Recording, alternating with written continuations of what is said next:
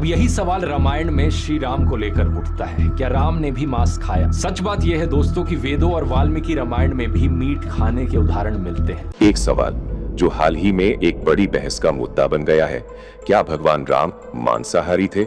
आज हम इसी दावे की पड़ताल करेंगे, लेकिन किसी सुनी सुनाई बात पर नहीं, बल्कि सीधे वाल्मीकि रामायण के पन्नों में उतरकर और एक भाषाई विश्लेषण के आधार पर। तो चलिए इस शाब्दिक पुनर्परीक्षा को शुरू करते हैं। तो पूरा विवाद इसी एक दावे के इर्द गिर्द घूमता है कि माता सीता ने गंगा को मांस और मदिरा चढ़ाने की बात कही और भगवान राम ने हिरण का शिकार करके उसका सेवन किया। ये एक ऐसा विचार है जो कई सालों की मान्यताओं को चुनौती देता है, पर क्या इसमें सच्चाई है? हमारा स्रोत इसी दावे का खंडन करता है और हम देखेंगे कि कैसे। आज की हमारी इस पड़ताल को हम 5 हिस्सों में देखेंगे। पहले समझेंगे कि असल विवाद क्या है, फिर बात करेंगे तपस्या के उस संकल्प की, इसके बाद भाषा का गहरा विश्लेषण करेंगे, फिर कुछ खास श्लोकों को दोबारा देखेंगे और आखिर में पहुंचेंगे अंतिम निष्कर्ष पर। इस पूरे जवाबी तर्क का जो पहला और सबसे मजबूत स्तंभ है वो है तपस्या का संकल्प, मतलब वो मौलिक प्रतिज्ञा जो राम, सीता और लक्ष्मण ने वन में प्रवेश करने से पहले ली थी। एक प्रतिज्ञा जिसने उनके 14 साल के वनवास के जीवन को पूरी तरह से परिभाषित किया। सबूतों की शुरुआत होती है एक बहुत ही साफ और स्पष्ट वचन से।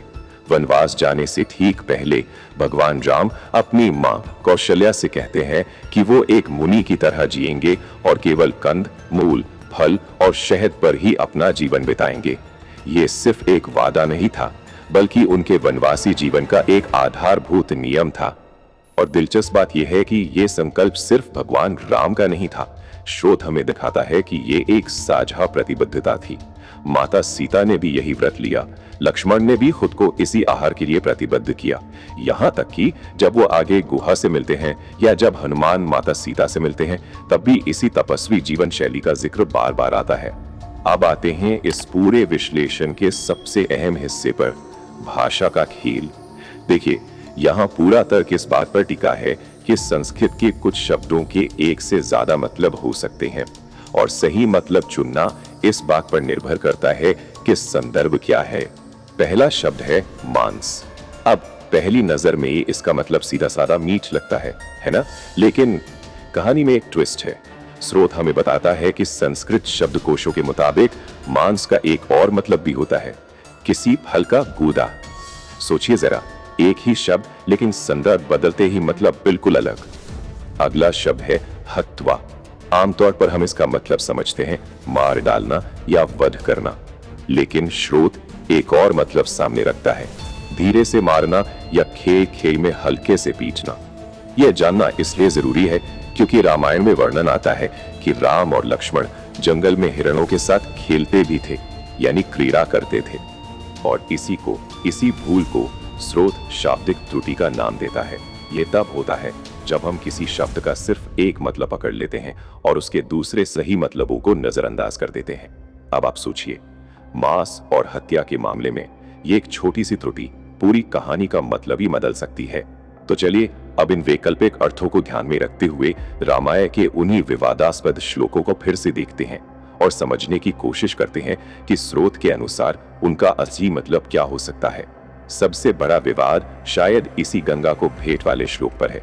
दावा ये कि सीता ने मदिरा यानी सुरा और मांस चढ़ाने का वादा किया, लेकिन स्रोत कहता है यहीं पर वो शाब्दिक त्रुटि हुई है। सुरा घट का मतलब मदिरा का घड़ा नहीं, बल्कि सुर अघट है, यानी वो चीजें जो देवताओं को भी दुर्लभ हो, और मांस का मतलब फल का गूदा। देखिए, इस एक बदलाव से भेंट का पूरा स्वरूप ही बदल गया। अच्छा, तो फिर उस सुनहरे हिरण का क्या वो शिकार खाने के लिए था? स्रोत के मुताबिक यहाँ भी इरादा भोजन का था ही नहीं। लक्ष्मण तो पहले ही चेतावनी दे चुके थे कि ये मायावी राक्षस मारीच हो सकता है, तो लक्ष्य एकदम साफ था, या तो उसे सीता के लिए जिंदा पकड़ना या अगर वो राक्षस है तो उसका वध करना। भोजन का तो सवाल ही नहीं उठता। अब ये जो भाषाई तर्क है ये तो वाल्मीकि रामायण से है, लेकिन स्रोत अपनी बात को और मजबूत करने के लिए दूसरे धर्म ग्रंथों का भी सहारा लेता है। चलिए देखते हैं, और ये प्रमाण बहुत ही निर्णायक है। महाभारत के अनुशासन पर्व में भीष्म पितामह युधिष्ठिर से साफ साफ कहते हैं, श्री राम ने अपने पूरे जीवन में कभी मांस नहीं खाया। ये वाल्मीकि रामायण के बाहर से आया एक सीधा और बहुत ही सशक्त प्रमाण है जो इस शाकाहारी वाली व्याख्या का पूरा समर्थन करता है।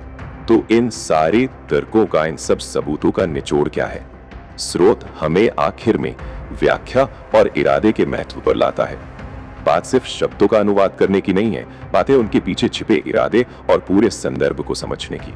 और यहीं पर स्रोत एक बहुत जरूरी चेतावनी भी देता है कि व्हाट्सएप और यूट्यूब यूनिवर्सिटी के सतही ज्ञान और संदर्भ से कटे हुए उद्धरणों से सावधान रहें।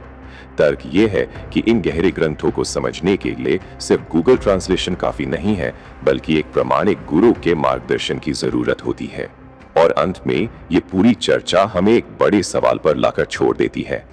सूचना के इस महासागर में हम एक प्रामाणिक व्याख्या और एक ऐसी शाब्दिक त्रुटि जो एक पूरी नई कहानी कर देती है कि बीच फर्क कैसे करें। हम कैसे जानें कि हमारी समझ गहरी है या सिर्फ एक सुविधाजनक कहानी का हिस्सा? यह सवाल सिर्फ रामायण के लिए नहीं, बल्कि हर उस ज्ञान के लिए है जिसे हम पाना चाहते हैं। सोचने के लिए धन्यवाद।